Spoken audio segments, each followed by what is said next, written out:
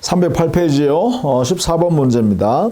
임대인이 임대 목적물을 반환하는 경우에 임차인이 지출한 필요비 상환 청구는 그 목적물을 반환받은 날로부터 6개월 내에 하여야 한다. 이렇게 돼 있죠. 다시 3번 이렇게 제척기간이다 이렇게 이야기했습니다. 그 다음 15번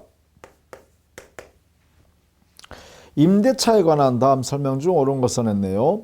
임대인이 임대 목적물의 보존에 필요한 행위를 하는 때 임차인이 이를 거절하지 못한다. 그렇죠. 임대인이 자기가 빌려준 그 물건을 같이 보존하기 위해서 행위하는데 그것을 임차인이 방해하면 안 되겠죠.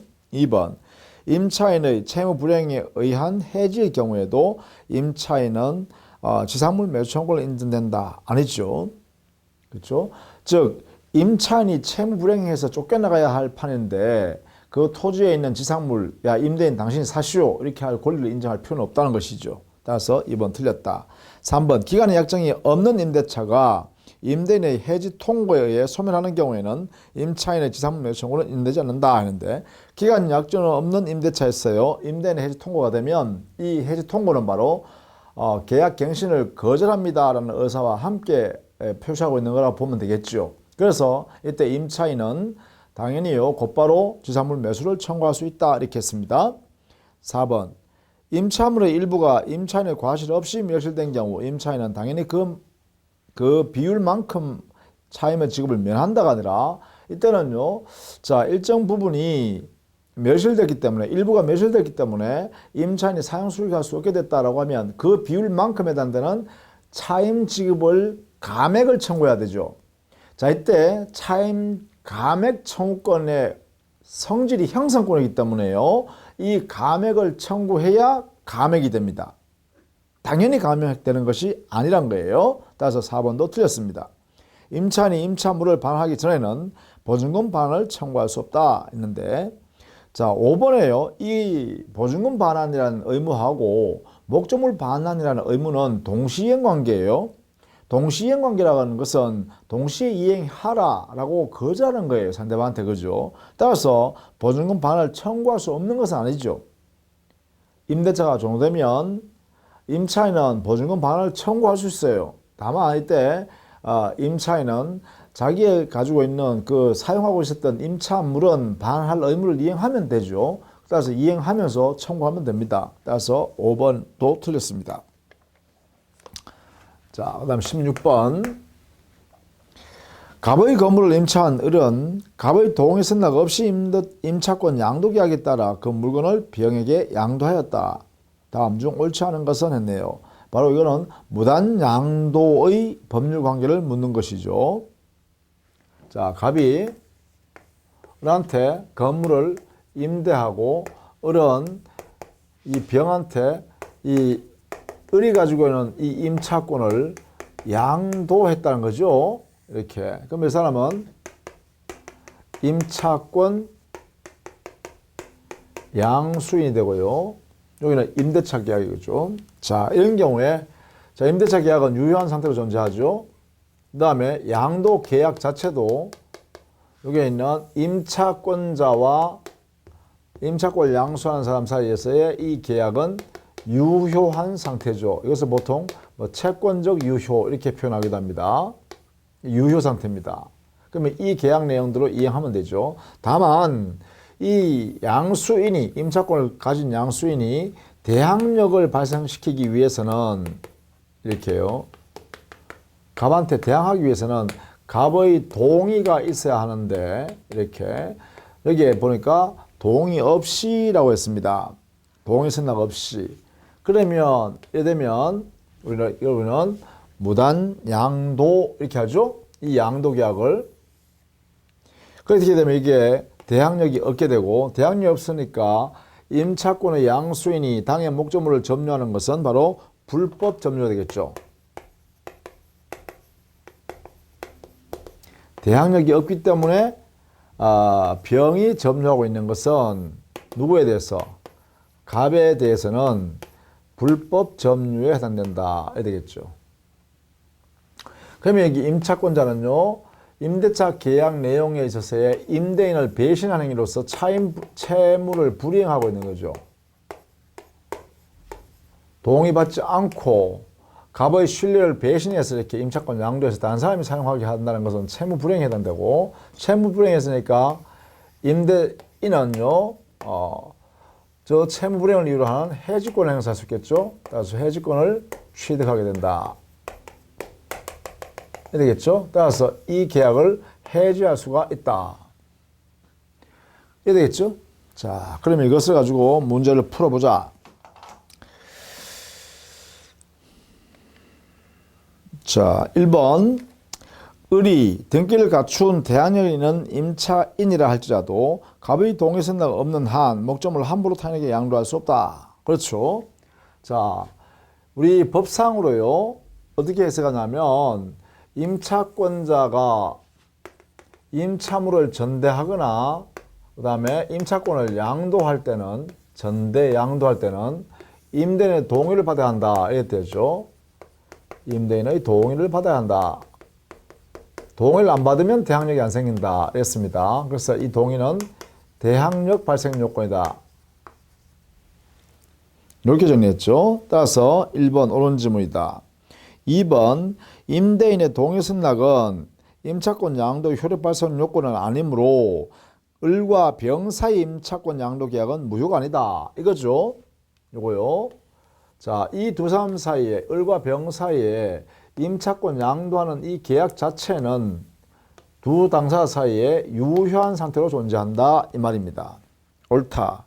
3번 임대인의 동의를 얻지 못하는 경우 동의가 없었음을 알지 못한 병은 을에게 임차권 양도 계약을 해지하고 손해배상을 청구할 수 있다. 자, 이런 거죠. 임차권자는 임대인의 동의를 받아서 대항력을 발생해 줄 의무가 이 계약 안의 의무예요. 그것을 이행하지 않으면 담보 책임을 져야 되죠. 담보 책임을 져야 되니까 이때 상대방 임차권 양수인은 그러한 사실을 몰랐는 선의의 임차인이라면 그로 인하여 이 동의를 안 줬기 때문에 저기 갑이라는 사람이 병한테 당의 목적물을 임차인한테 넘겨주라고 강제해버리면 대항력이 없으니까 돌려줘야 된단 말이에요. 그렇다면 이 사람은 뭐예요? 이 계약을 해제해버릴 수 있죠. 해제하고 자기한테 발생한 손해를 배상 청구할 수 있겠죠. 이렇게. 이게 바로 요 두 사람 사이의 법률관계다. 그죠? 왜 유효한 내용대로 인정해줘야 돼, 만들어줘야 되는데 임차인이 제대로 하지 못하니까 책임을 져야 되는 것이죠. 그게 담보 책임의 내용이 바로 해제 손해배상이다. 이 말이죠. 4번 을이 임차 건물에서 동거하면서 가구점을 함께 경영하던 임차인의 처다. 그렇다면 그 임차인과 임차권을 양수받은 사람 사이에 부부 사이라면, 그리고 같이 살고 있는 것, 그런 사실을 여기에 있는 임대인이 다 알고 있다면 임대인의 신뢰를 배신한 게 없죠. 신뢰를 깬 지 없으니까 채무 불이행을 할 수 있겠네. 그죠? 채무 불이행 안 하면 뭐가 발생하지 않죠? 해지권 행사할 수 없다. 이렇게 하죠. 그죠? 그래서 4번은 옳은 질문입니다. 갑은 임대차 계약을 해지할 수 없다고 하는 것이 판례다. 그렇죠? 왜냐하면 갑의 신뢰 자체를 깨지는 않았다. 왜냐? 을과 병이 부부로서 함께 빌린 임차물에 대해서 사용하고 수익하고 거기서 머무르고 있다는 걸 다 알고 있는 신뢰죠. 그런 내용이니까 이때 갑에게 있어서는 임차권자가 을이냐 임차권자가 병이냐 부부 중에 어느 일방이 임차권자라 하더라도 자기의 배신 아니다 이 말이지.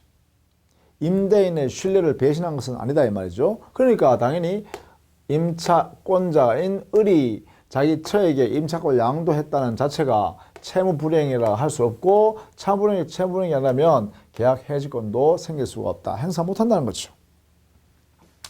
따라서 옳은 질문이다. 4번 조심합니다. 5번 갑은 임차권의 무단 양수인 병에 대하여 목적물 반환 또는 차임에 가름하는 손해배상을 청구할 수 있다 했는데, 자 여기에요. 이게 이제 핵심이겠죠. 임대인이 만약에 동의받지 않는 상태에서 해서 무단 양도되었다라고 하면 이 무단 양수인은 불법 점유 상태이기 때문에 첫 번째 당해 자신의 임대인의 자기의 물건을 가지고 청구권을 행사할 수 있겠죠. 청구의 모습은 반환 혹은 제거 청구를 할 수 있겠죠. 반환 또는 제거를 청구할 수 있을 겁니다. 이때 반환을 행사할 때는 이 갑이요 간접 점유자이기 때문에 직접 점유자인 을에게로 반환할 것을 청구하는 것을 이것을 원칙으로 하고 있죠. 그죠?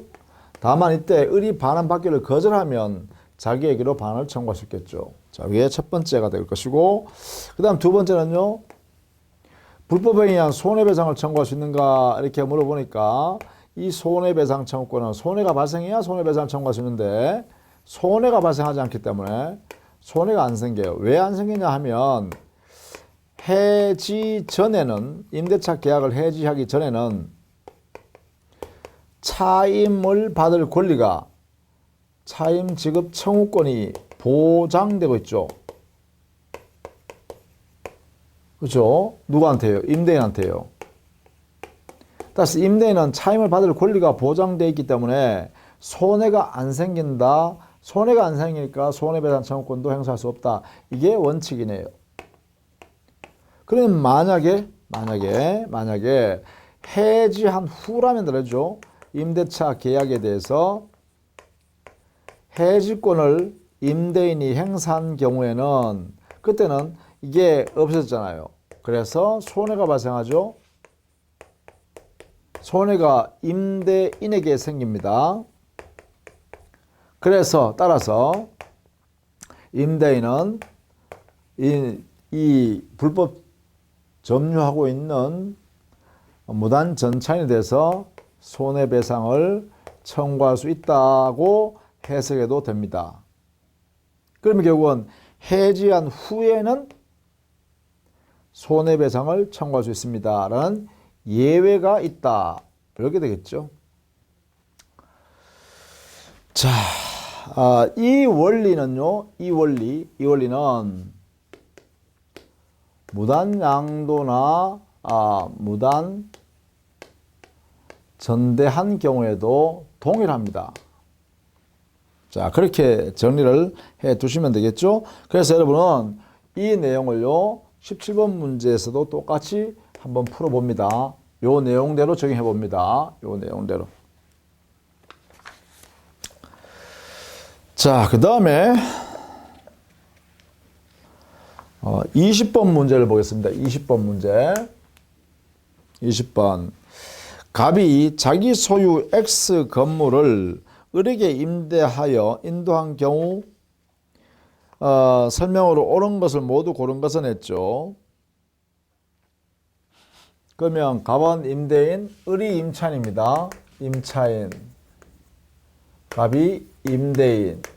그러면 임대인과 임차인 사이의 법률관계에서 옳은 것을 골라봐라 했습니다. 자, 기억. 을은 특별한 사정이 없는 한 갑에게 반할 때까지 선량한 관리자의 주의로 X 건물을 보존해야 한다. 자, 기억. 여기는 임차인의 의무입니다. 임차인의 의무. 그 중에 뭐예요? 당해 임차받은 물건은 반드시 어떻게 해요? 그래요. 임대차가 종료되어서 임대인한테 반해줄 의무가 있잖아요. 그렇죠? 임대인 의무 중에 당해 자기가 임차받은 물건에 반환 의무가 있는데 이 반환 의무를 이행할 때까지는 뭐 해야 되냐? 여기에 당해 임차물을 보관을 해야 되는데 이 보관 의무는 뭐예요? 선량한 관리자의 주의 의무를 다하여야 합니다. 그 이유는 왜 그러죠? 바로 타인의 물건을 자기가 용법에 사용하다가 원래의 물건을 원래 모습대로 원상회복해서 그대로 돌려줘야 되잖아요. 그래야 되니까 선관주의 의무가 있다 이런 이야기입니다. 타인의 물건이니까. 예, 이게 이제 기억이다. 그죠? 옳다. 니은 X 건물의 묘실로 인하여 을의 갑에 대한 채무 불이행 책임이 문제되는 경우, 자, 을이 채무 불이행 책임이 발생한다는 것은 임차인이 자기의 고의 또는 과실로 임대인의 물건을 부수었다 이 말이죠. 자, 이런 경우에는 을의 귀책 사유에 대한 증명 책임은 갑에게 있다 했는데, 을이 자기가 보관해야 할 의무가 있으니까, 그렇죠? 보관할 의무가 있으니까 스스로 을이요 자기의 의무를 다 하였다는 것을 증명해야죠.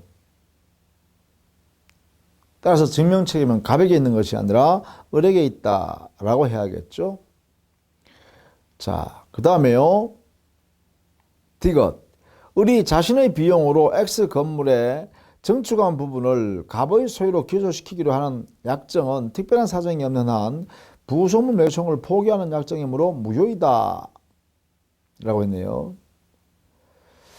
자, 부속물 매수 청구권이 인정되려 그러면요.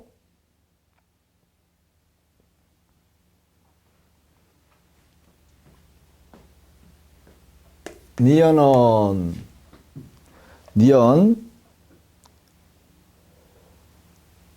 채무 불이행 책임 문제는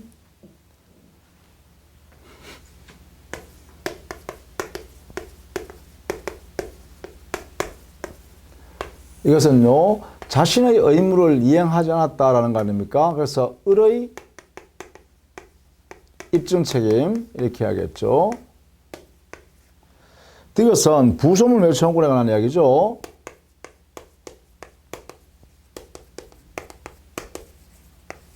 자, 부속물 매수 청구권.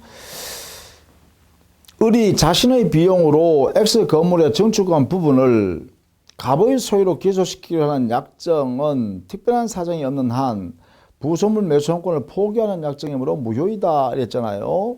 자, 이것은요. 거기에 비용으로 지출한 부분이죠. 자, 부속물은요. 당해 건물에 객관적 편익을 제공해 주는 것으로서 편익을 증대시켜야 됩니다. 그리고 독립한 물건이어야 돼. 독립물. 그렇죠? 그리고 이 독립물은 임차인 소유물이어야 되죠. 이렇게. 그 다음에 이 권리가 행사되려 그러면 부속 당시에 임대인의 동의가 있어야 됩니다.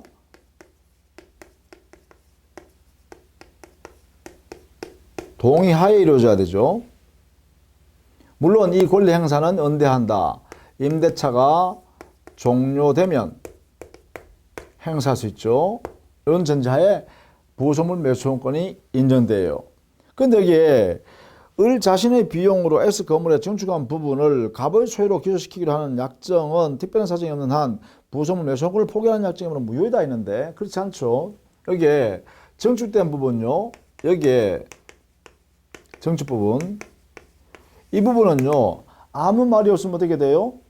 부합이 되는 게 원칙이죠. 부합. 그죠? 즉 독립물이 인정 안 되면 이거는 증축 부분은 부합되어서 누구의 소유가 된다? 임대인 소유가 돼요. 이게 되는 것이 원칙입니다. 이게 원칙이다. 원칙. 자, 이렇게 정리해야겠죠. 자, 그다음 디귿. 리얼이죠. 갑이 임대차에 관한 채권에 기하여 X 건물에 부족한 을 소유 동산을 압류한 때는 질권과 동일한 효력이 있다. 이게 법정 질권에 관한 이야기죠. 리얼. 우리 민법에 있는 법정 질권에 관한 규정으로서 옳은 지문입니다. 법 조문 그대로 옮겨놓은 것이죠. 이렇게요. 자, 그래서 여기에 기억과 리얼을 잘 보시면 옳은 지문으로 볼 수 있겠다. 이런 이야기입니다. 자, 그 다음에 동의를 얻은 전대차 21번 한번 볼까요? 21번. 21번은 무단양도 무단전대가 아니라 이것은 동의를 받은 전대차 했으니까 적법 전대차입니다. 그죠?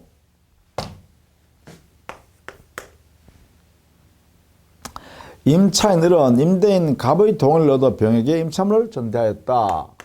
갑의 동의를 받은 을이 병한테 전대차했습니다. 이렇게 임대. 여기에 동의가 있다. 이렇게 되죠. 그러면 여기는 전차인이 될 것이고 이거는 임차인이 될 것입니다. 이렇게. 자, 이 사람은 점유는 적법한 점유가 되겠죠. 적법 점유로서 대항력도 있습니다. 이 전차인의 전차권은 저기에 있는 갑에 대해서 대항력도 있다.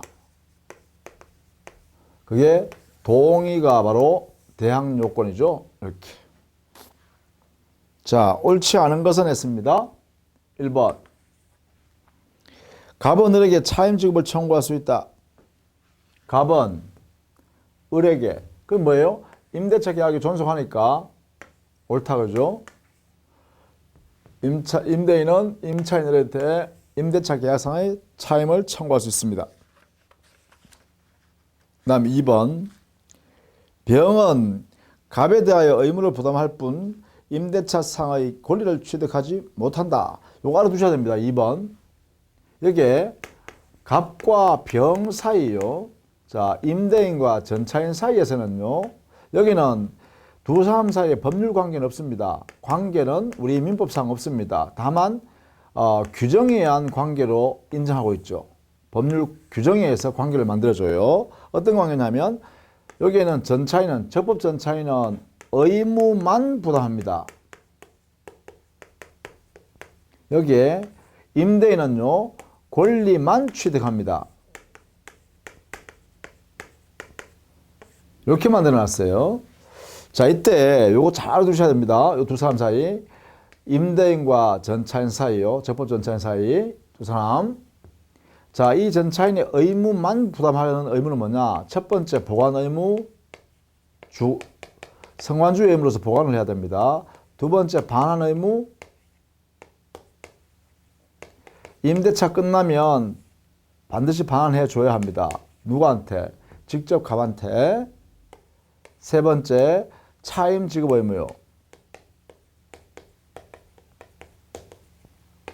차임도 병은 갑한테 지급해야 됩니다. 그 네 개는요 권리만 취득합니다. 권리만 취득해요. 자, 그다음 3번. 이게 민법의 규정에 의해서 이렇게 만들어놨다는 거죠. 자, 3번. 병이 을에게 차임을 지급했을지라도 이로써 갑에게 대항하지 못한다. 이건 우리 민법 규정에 명문되어 있네요. 왜? 여기 차임 지급 의무를 이렇게 만들어놨기 때문에 우리 민법 명문으로 해놨어요. 전차인이 전대인인 임차인한테 차임을 지급한 것을 가지고 여기에 있는 임대인에게 대항하지 못한다. 이났거든요. 다만 대항할 수 있는 경우가 있긴 하죠. 어떻게 해요? 임차인이 임대인에게 차임을 지급해버린 경우에는 전차인은 또 임대인한테 차임 지급할 의무는 없습니다. 이게 그런 의미에서 두 가지 제한적으로 해석하는 거죠.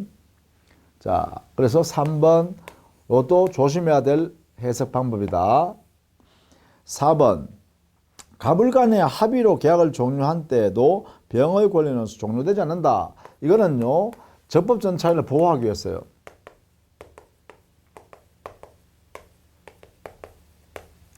보호하기 위해서 우리 민법은 특별 규정 주었다. 특별 규정을 두었다.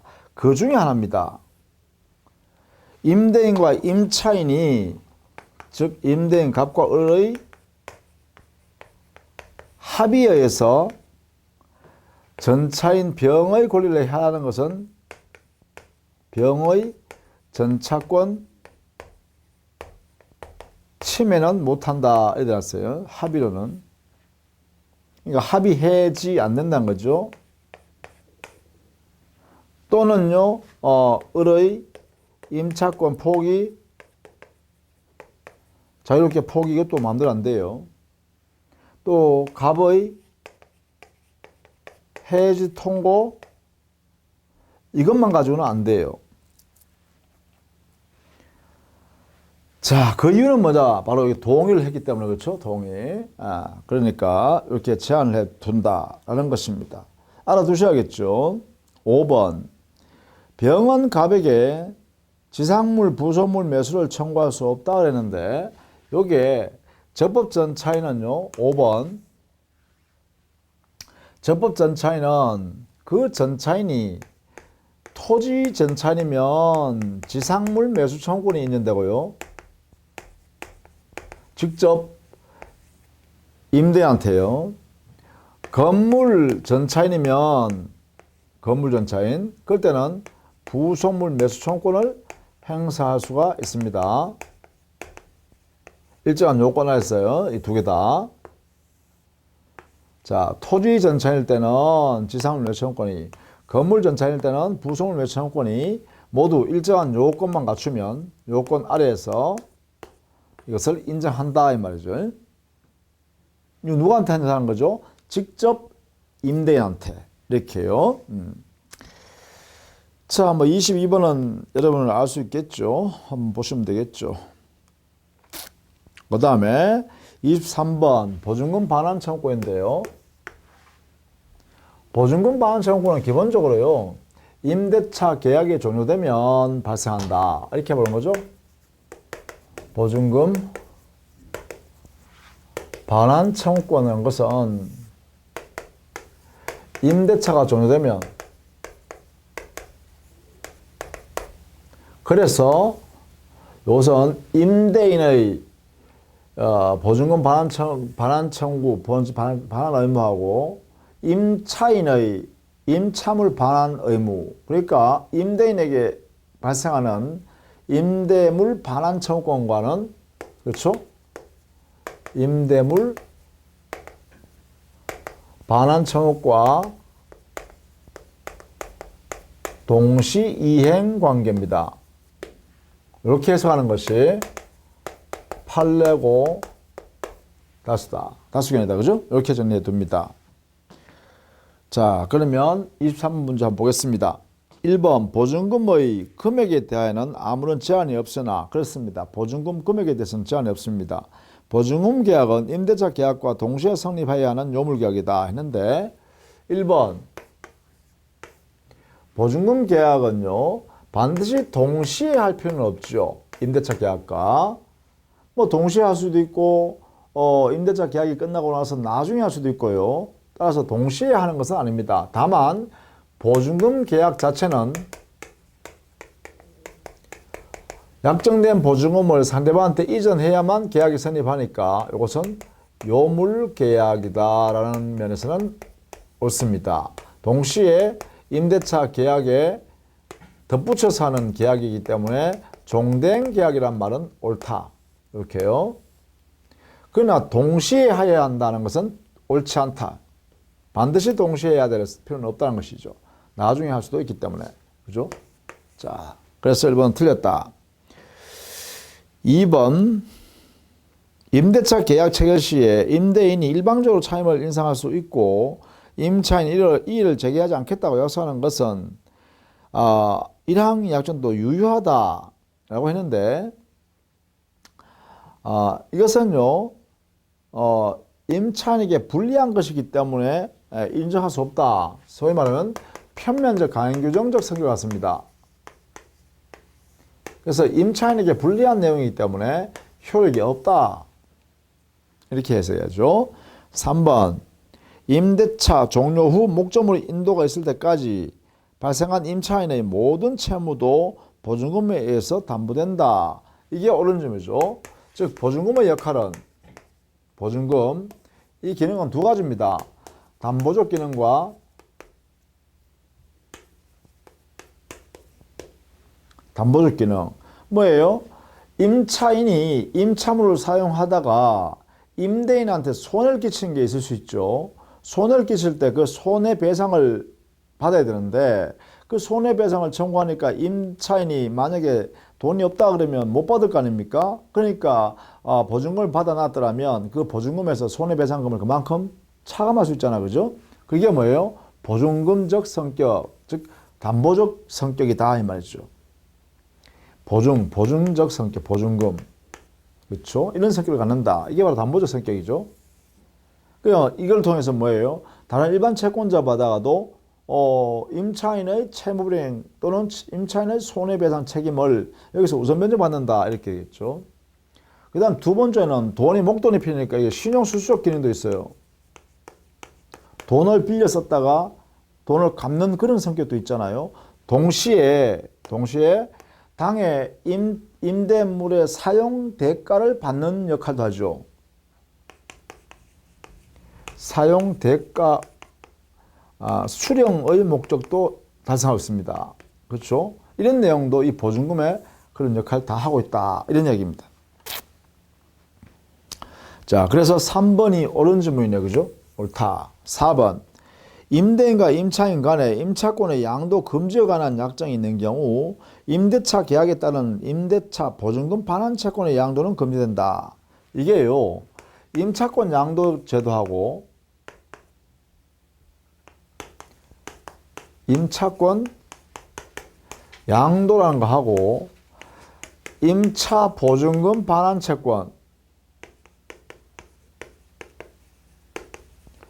반환 채권의 양도 이거하고 같은 건 아니죠. 다른 거죠. 그러니까 다른 말 하면 임차권 양도 금지라는 거하고 보증금 반환 채권 양도 이것이 곧 이것이 의미하는 것은 아니잖아요. 이걸 의미한다 하면 안 되죠. 저는 다르니까요. 임차권 양도 못한다라고 하더라도 보증금 반환 채권 양도를 못한다 이런 말은 없죠. 또 그런 뜻은 없다는 거죠. 따라서 이런 두 가지는 별개 제도다. 별개. 두 개는 서로 별개다 이거죠. 별개. 자, 그런 의미로서 이해해 두셔야겠습니다. 따라서 틀렸죠. 5번. 임차 목적물의 소유권이 이전되더라도 종전에 임대인의 지위에 있었던 양도인의 보증금 반환 의무는 소멸하지 않는다. 자, 원칙적으로요. 임차 목적물이 양도되면 그 임대인 지위도 함께 이전되어지는 게 일반적입니다. 그래서 특히 대항력이 있는 임차권이라면 당의 임차물을 임대인으로부터 양수받은 사람한테로 그대로 임대차 관계가 승계되는 것으로 볼 수 있기 때문에 당연히 임대차가 종료됐을 때 임차인은 보증금 반환 청구권이라는 권리를 그 임차물의 양수인에 대하여 행사하는 것이지 종전의 임대인한테 행사하는 것은 아니죠. 따라서 원칙적으로 소멸한다 이렇게 하겠죠. 이것도 역시 판례 태도이기 때문에 옳은 질문입니다. 이렇게요. 자, 그 다음에 24번요. 유익비 상환과 부속물 매수권을 비교한 거네요. 유익비 상환 청구권은 이게 채권의 청구권이고요. 부속물 매수 청구권은 형성권이에요. 성격이 좀 달라요. 자, 그래서 옳지 않은 것은 4번만 보겠습니다. 나머지는 다 옳은 질문이니까 그대로 봐두시면 되겠고 4번. 임차인은 부속물 매수청구권에 관한 유치권 행사할 수 있으나 했는데 이 유치권 행사에 있어서요. 부속물 매수청구권과 유치권 성립에는 인정할 근거가 없다. 즉 결연관계가 없다는 거예요. 부속물 매수청구권은 형성권이기 때문에요. 당의 임차인이 가지고 있는 임차물과 결연관계가 인정될 수가 없다는 것입니다. 그러나 유익비 상환 청구권은 그 점유하고 있는 임차인이 점유하고 있는 임차물에 관하여 발생한 채권이거든요. 그래서 결연관계가 있으므로 일정한 다른 요건을 갖췄다면 유익비 상환 청구권을 근거로 한 임차인의 유치권은 인정됩니다. 그래서 이 내용을 오히려 반대로 설명할 수 있으니까 틀렸죠. 정리를 해두셔야겠습니다. 자, 그 다음에 26번 문제 사례 문제 한번 볼까요? 을이 갑으로부터 건물을 임차하여 보증금을 지급하고 사용하던 중 임대차 기간이 만료하기 전에 건물이 전소되었다. 자, 이렇게 됐습니다. 자, 임대차 기간이 만료되기 전에 화재가 나가지고 말이죠. 당의 임차 목적 그 건물이 전부 전소 다 타버렸다는 거예요. 자, 다음 중 틀린 것은 있는데요. 1번. 갑의 귀체 사유로 건물이 전소된 경우, 자, 갑의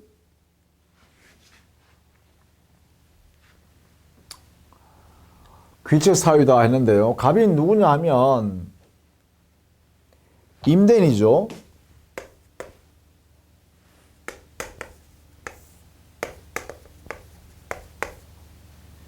임대차 계약에서 을한테, 자, 임차인. 그래서 여기에 건물을 갖고 있었는데 이게 전소됐습니다. 다 타버렸어요. 자, 이런 경우입니다. 을은요, 반환 의무 있는 사람이죠. 의무, 채무자예요. 그럼 이 사람 뭐예요? 반환받을 수 있는 채권자죠. 임대는, 그죠? 여기가 반환 의무자니까 채무자. 그러면 채무자 무책 사유죠. 갑의 잘못이니까, 그죠? 이게 갑의 귀책 사유니까 채권자 귀책 사유잖아요. 따라서 이 사람은요, 채무자는 무책이죠. 채무자 무책 사유로 당해 목적물이 후발적 불능이 됐습니다. 그러면 위험 부담. 그래서 을은요, 이 목적물 넘겨줄 의무를 면한다. 그렇죠? 2번. 을의 귀책 사유로 건물이 전수된 경우에는, 보세요. 채무자의, 자, 1번은 이거고요. 이거는 위험 부담입니다. 위험 부담. 자, 그 다음 2번. 2번은 채무자의 귀책 사유래요. 귀책 사유로 불이 나서 다 타버렸다. 후발적 불능. 그럼 이게 뭐냐? 이행불능이에요. 이행불능 중에서 어떤 불능이냐? 채무불행이에요. 채무불행.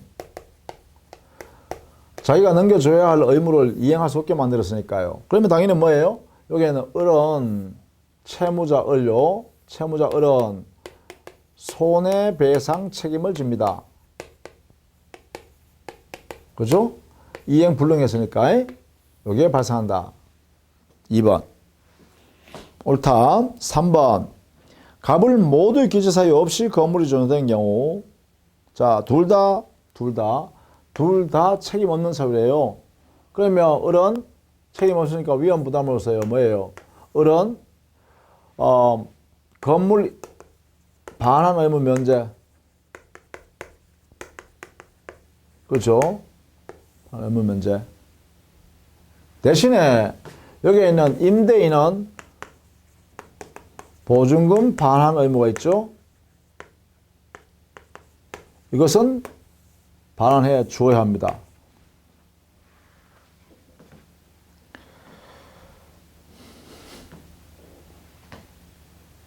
그 다음에요.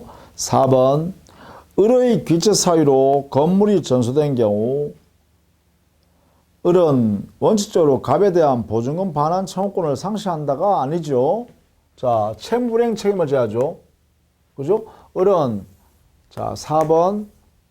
을의 귀책 사유에서 이루어졌다면 채무불행이니까 손해배상 책임을 져요. 손배 책임을 져야 됩니다. 손해배상 책임. 자, 그런데 이 보증금 반환 의무는 아직 그대로 남아있잖아요. 그죠? 그러니까 갑의 보증금 반환 의무는 고스란히 남아있으므로 그대로 남아있죠. 그러니까 당연히요. 을은요. 손해배상 책임을 지는 것과는 별도로 보증금 돌려주세요 할 수 있고, 이때 이 갑이라는 사람은 자기가 보증금을 전액 다 돌려줄까요? 안 돌려주겠죠. 당해 손해배상 청구권을 행사할 수 있는 이 갑이기 때문에 갑은 손해받을 만큼을 공제한다 했어요. 그게 뭐래요? 보증금의 담보적 기능이 여기에 적용되겠죠. 그렇다고 해서 여기에 있는 임차인이 보증금 반환 청구권이 소멸하는 것은 아닙니다. 이것은 존재한다는 것입니다. 이렇게 손해배상 책임이 발생한다고 해서 보증금 반환 청구권 자체가 소멸되는 것은 아니죠. 이것은 여전히 인정합니다. 다만 여기에 갑이 그 보증금 중에서요, 손해배상금까지 공제할 것이고, 만약에 남은 보증금이 있으면 돌려줘야 될 것이고, 만약에 부족하면 당연히 임대인이 더 청구할 수 있겠죠. 그래서 4번을 드렸습니다. 상실한다가 아니라 보증금 반환 청구권은 여전히 존속합니다. 5번. 만일 임대차 종료 후 갑의 건물 인도 수령 지체 중에 을의 경과실로 건물에 전수된 경우, 이때는요, 채권자 갑, 그죠? 자, 5번. 채권자 수령 지체 중이면, 수령 지체란 것은 채권자의 귀책 사유에 해당되죠. 여기에. 그러면 어떻게 돼요? 을은요, 뭘 면한다? 을은 당해 목적 물건의 반환 의무를 면제받는다. 이게 뭐예요? 위험 부담 문제죠. 그렇죠? 자, 그래서 을은 갑에게 건물 반환 채무 불행에 따른 손해배상 책임은 지지 않습니다. 그죠? 면한다 했으니까 반환 책임 자체가 면제돼 버리니까. 그렇죠? 이렇게. 자, 그래서 26번은요. 26번은 대가의 위험인 이 목적물의 멸시에 따르는 임차인이란 채무자의 위험 부담의 문제와 내용을 이렇게 섞어놨어요. 그래서 26번은 조금 이해를 좀 해두시면 좋겠다. 이래 되겠죠. 자, 부속물 매수 청구권은 28번이네요. 보시면 임차인, 전차인 포함해서 부속물 매수 청구권에 틀린 것은 1번 부속물 매수 청구권 행사하려면 종료돼야 되죠. 임대차가. 다만 임차인의 채무 불이행에 의해서 임대인이 해지권 행사해서 임대차가 종료됐을 때는 부속물 매수 청구권 행사할 수가 없다 했습니다. 2번 일시사용 임대차에서는 이 부속물 매수 청구권이나 지상물 매수 청구권 같은 것은 여기에 적용되지 않습니다. 옳은 질문이죠. 3번 부속물 매수 청구권에 관한 규정은 강행 규정, 특히 편면적 강행 규정이라 하죠. 임차인이나 전차인에게 불리한 내용의 약정을 미리 했다면 그것은 무효가 되죠. 효력이 없다라고 해야 됩니다. 4번 적법하게 전대차된 경우에는 전차인도 그래요. 부속물 매수 청구권을 우리 민법에서 강제로 인정해 줍니다. 5번 건물의 사용에 객관적 편익을 가져오는 것이 아니더라도 아니면 안 돼요. 임차인의 자기 영업 목적, 특수한 목적을 위하여 부속된 것은 부속물이라 하지 않습니다. 임차물 자체의 객관적 편익을 증대시키는 그러한 부속물이어야 합니다. 그래야 부속물 매수 청구의 대상이 되죠. 그렇게 정리하시면 되겠네요. 자, 29번 옳지 않은 거 됐죠. 자, 3번 보시죠. 건물 임대차에서 임차인이 증축 부분에 대한 원상 회복 의무를 면하는 대신 유입비 상환 청구를 포기하기로 하는 약정은 특별한 사정이 라면 유효하다. 이거 알아두세요. 이게 뭐냐면 유입비 상환 청구권은요. 임의 규정이에요. 즉 임차인의 비용 상환 청구권을 보장하는 규정 자체가 임의 규정이라고 해서 합니다. 임의 규정이기 때문에 따라서 임대차 계약 체결할 때 말입니다. 비용 상환 청구권을 포기하는 약정 자체가 유효가 돼요. 따라서 이 약정이 있으면 이 임차인의 비용 상환 청구권을 근거로 하는 유치권도 성립할 수가 없어요. 왜? 포기했기 때문에. 자, 이런 것들 같이 정리해 두시면 되겠다는 것입니다. 자, 이렇게 해서요. 임대차 계약은 거의 문제를 빼지 않고 거의 살 다 봤어요. 여러분 몇 개 빠졌기는 했습니다. 그건 여러분 스스로 한번 풀어볼 수 있으니까 풀어보시고 그 내용을 잘 숙지해 주시고 왜 이렇게 상세하냐면 임대차 계약은요. 특별법인 주택임대차하고 상가물 임대차 보호법에 근거되는 이러한 내용과 서로 비교를 할 수 있어야 되기 때문에 그렇습니다. 그렇죠? 그래서 임대차 계약은요. 기본적으로 우리 민법에 있는 대등한 임대인과 임차인의 지위에서 계약 체결되는 것을 전제로 하는 것이기 때문에 이것을 잘 이해해 두시고 그 다음에 주택임대차, 그 다음에 상가건물임대차 여기는 임차인을 보호하기 위해서 만든 법 규정이에요. 그러니까 적용할 때 조심해야 되겠고 만약에 문제에서 뭐 갑의 건물을 이렇게 나온다 라고 하면 여기에 그냥 바로 주택임대차라 또는 상가건물임대차라는 것을 적용하면 안 돼요. 그냥 우리 민법 규정에서요. 민법 문제에서 갑의 건물을 이렇게 나오면 이때는요. 이것을 임대하고 이렇게 하면요. 이 건물은 주택임대차나 상가건물 임대차 이걸 적용하면 안 돼요. 바로 적용하면 안 돼요. 근데 만약에 이렇게 되면 다르죠. 갑의 주택을 아니면 뭐 갑의 상가 건물을 이렇게 문제가 주어지게 되면 이때부터는 뭐예요? 여기는 주택임대차 보호법을 적용해야 되겠고 여기는요 우리 법상 상가건물 임대차 보호법을 여기에 적용해야겠죠. 그죠? 그래서 민법 규정에 시험 문제에서 말입니다. 조심해야 될 것은 건물만 나올 때는 바로 상가건물 임대차 보호법이나 또는 주택임대차 보호법을 적용하는 게 아니다. 기본적으로 여기는 이럴 때는 여기는 민법상의 임대차 이 규정을 이것을 적용해야 된다. 이걸 여기 적용해야 돼요. 그래서 문제에 반드시 주택임대차 보호법을 물으려고 하면 주택이라는 말이 나옵니다. 또 상가건물 임대차 보호법을 물으려고 그러면 상가건물이란 말을 반드시 특정해서 씁니다. 그럴 때만 이렇게 이 법을 이렇게 적용해라 이런 얘기예요. 요거는 유의를 좀 해주셔야 돼요. 그죠? 문제 풀 때. 염두에 두셔야 되는 것이다. 이런 이야기입니다. 자, 이렇게 해서요. 임대차에 관한 내용들을 모두 마무리 짓고 다음 시간부터는 특별법을 정리하도록 하겠습니다. 자, 수고 많으셨습니다.